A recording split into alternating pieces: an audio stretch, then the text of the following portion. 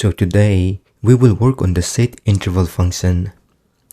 The setInterval function repeatedly runs a block of code at a fixed time interval.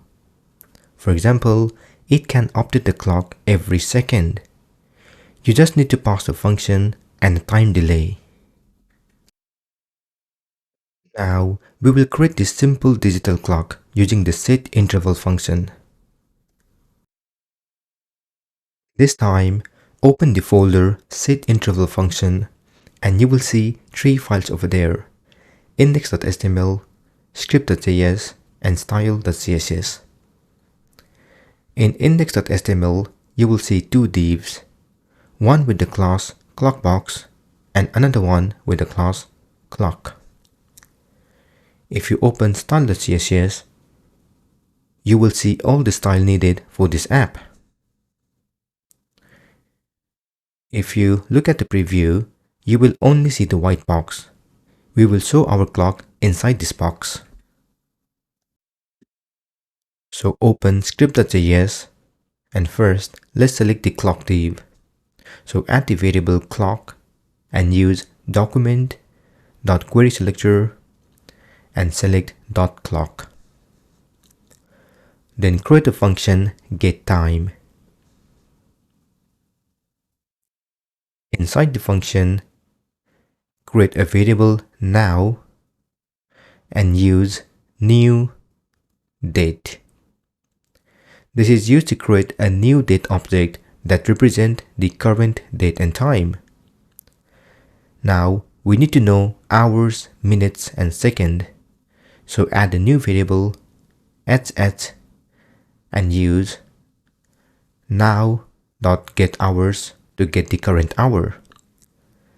Likewise, add new variable and use now.getMinutes and add another variable and use now.getSeconds to get current minutes and seconds. Now, since we have hour, minute, and second, let's return them. I will add each of them in the span tag for styling purpose.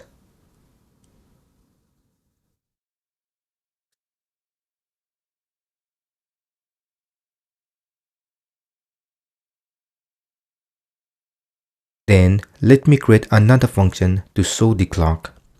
So add the function showClock. And in this clock div, I want to use the inner HTML property to show this time. So use clock.innerHTML equals getTime function. Call the function and you should see the current time. At this moment, you have to refresh every second for the clock to update.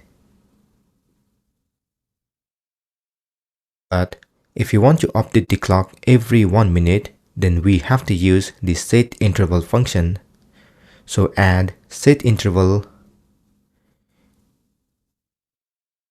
use showClock function, and since we need to update every second, add 1000.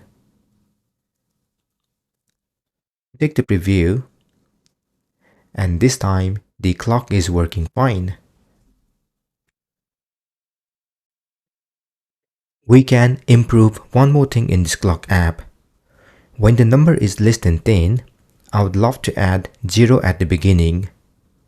So let's create another function inside getTime function. Add function pad, add number as a parameter. Inside this function, add if statement.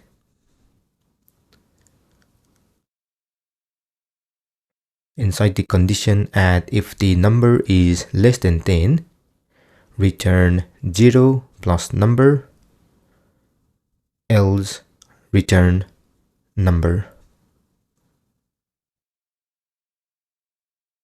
Now we need to use this function in hours, minutes, and seconds. So let me select all of them and add the function. Once done, check the preview. Let's wait for a few moments until the seconds start from 1 again.